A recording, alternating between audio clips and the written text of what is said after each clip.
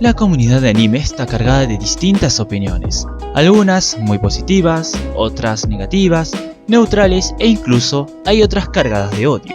Sabemos que la toxicidad en cuanto a animación existe desde hace muchos años, provocando que la falta de opinión propia y el fácil convencimiento de las masas tacharan animes con mucho potencial como pésimos ante la crítica común, y resaltar mucho a otros que quizás no son tan buenos como todo el mundo aclama.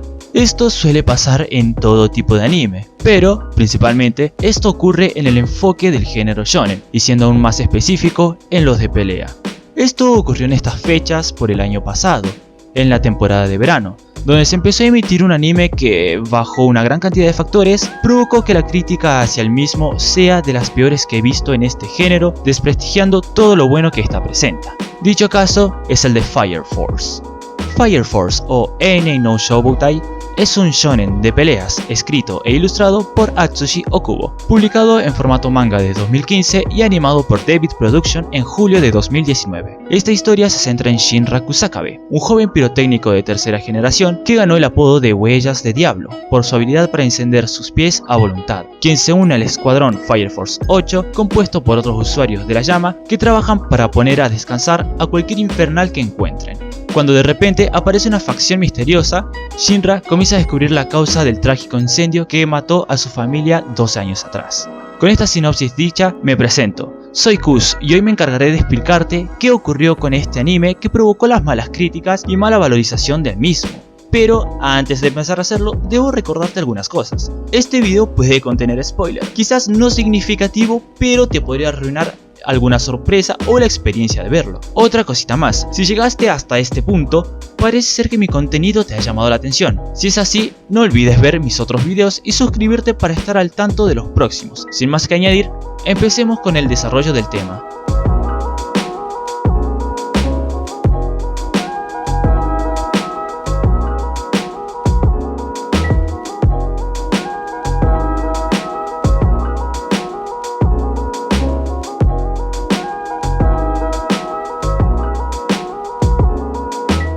Es curioso lo que voy a decir, pero el primer problema que se presentó para dar mala imagen a este anime es la misma producción. Probablemente alguien se pregunte, ¿por qué la casa animadora podría generar conflictos en la opinión de la comunidad? Comencemos porque estas se encargan de dar vida a las historias que vemos plasmadas en los mangas. Algo que importa muchísimo es la calidad de animación, hablando tanto del dibujo como la adaptación de la historia, que depende total y únicamente de ellos. Así es como desarrollan una buena o mala imagen ante el público.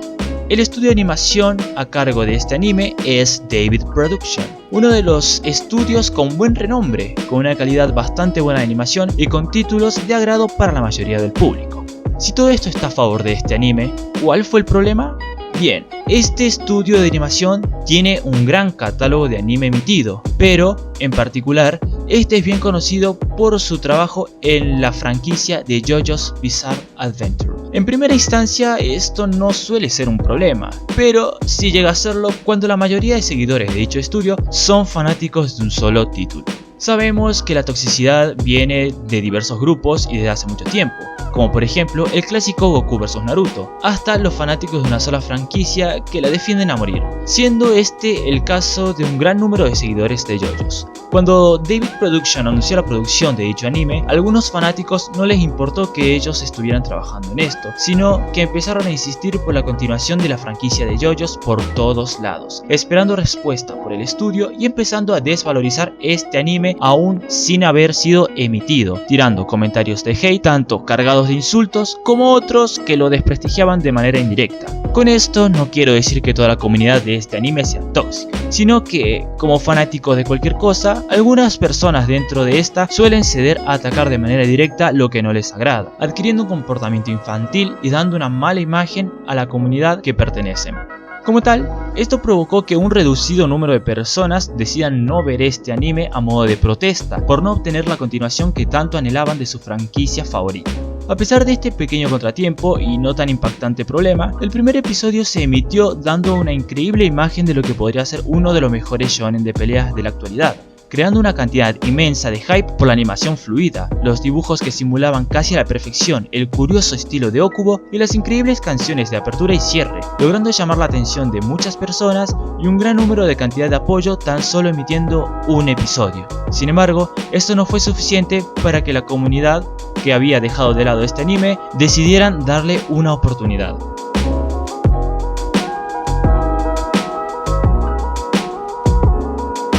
A pesar de tener buena ventaja con su primer episodio que provocó una buena impresión en cuanto a animación y logró movilizar la comunidad de anime, ocurrió un suceso que tiraría lo conseguido por la borda, pasando a estar en primer plano y opacando totalmente a este anime, además de generarle diversos problemas. Estoy hablando del incidente de Kyoto Animation. El 18 de julio de 2019 se reportó un incendio dentro de las instalaciones del estudio de Kyoto Animation.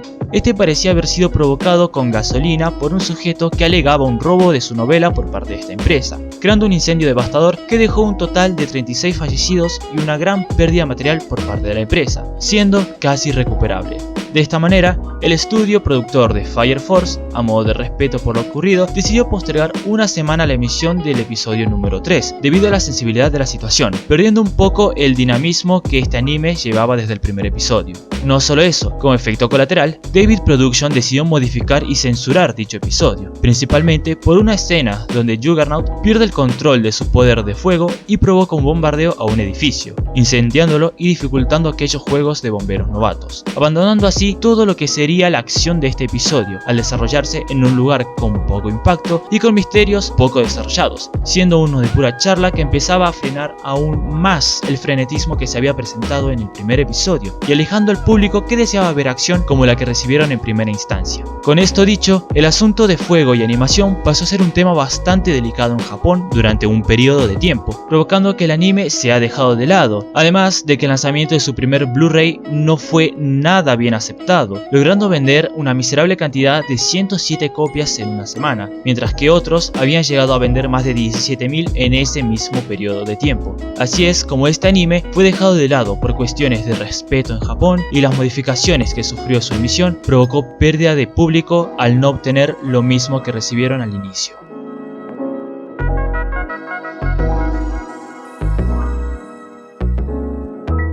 El problema que provocó el abandono de muchos es el desarrollo de la historia. Me voy a repetir, pero el primer episodio no mostró un anime frenético y de pura acción, elevando las expectativas de los amantes de las peleas o de la animación en general. Sin embargo, el siguiente episodio fue más por la rama de la comedia que empezó a frenar el dinamismo y hype creado en el episodio anterior. El tercero llegó lleno de censura, dejando de lado la comedia y la acción, para plantear una situación aburrida donde se muestran misterios interesantes pero que son desarrollados muy poco o muy deprisa, quitando la atención al ser interrumpido por otras escenas. A esto le sumamos la espera de otra semana para ver este episodio tras haber sido postergado, que provocó el aburrimiento de los espectadores, dejando así de seguirlo o, por lo menos, planteándoselo. El siguiente arco debería de haber aportado algo interesante para que la gente que tenía dudas sobre si continuar o dropearlo se pudiera decidir, logrando proponer una historia interesante al poner a dos hermanas en un conflicto de ideales. Este enfrentamiento entre la 5ª y la 8ª Brigada de Bomberos parecía tener unas bases interesantes, poniéndose mejor tras el secuestro de Iris y la necesidad de actuar por parte de la 8ª para rescatarla.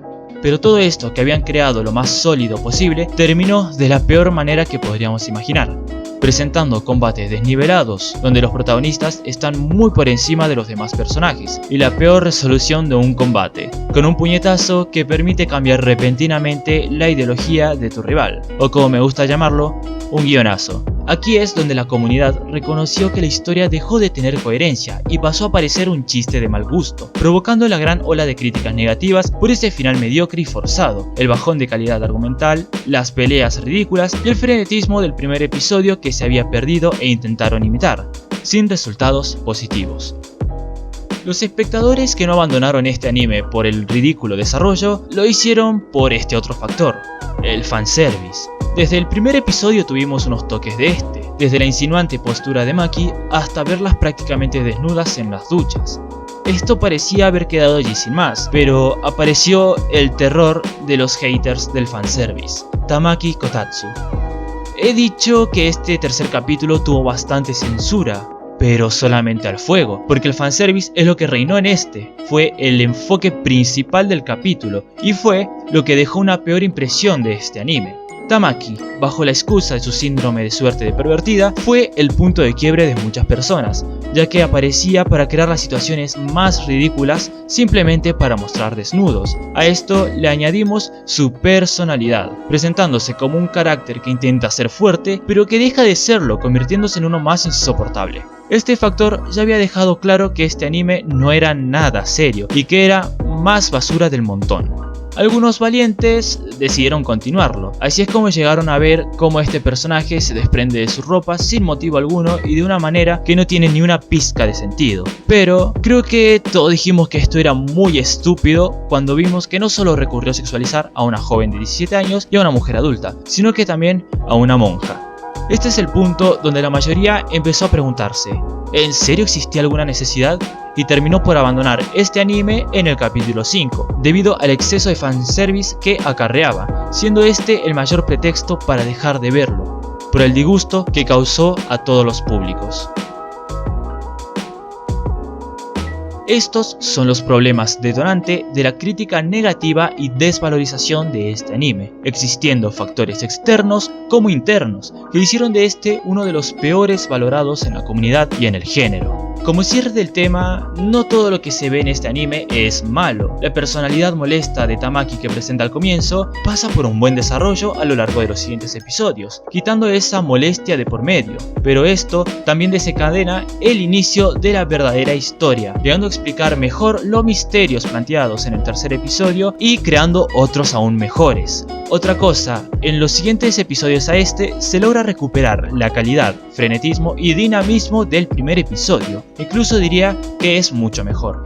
Así que, como conclusión, el verdadero problema de este anime es que se esperaba mucho de esa trama innovadora que cegó a la comunidad en su primer episodio. El problema es que el desarrollo finalmente es lento, por eso se debe de tener paciencia al ver este anime y buen temple para soportar lo aburrido y ridículo de los primeros episodios. Ahora que está en emisión su segunda temporada, recomiendo mucho verla porque están pasando cosas muy interesantes, contando con una muy buena producción. Incluso diría que tiene mejor historia y desarrollo que otros shonen de peleas actuales, como Nanatsu no Taizai o Kimetsu no Yaiba, que tienen incluso los mismos problemas que este anime.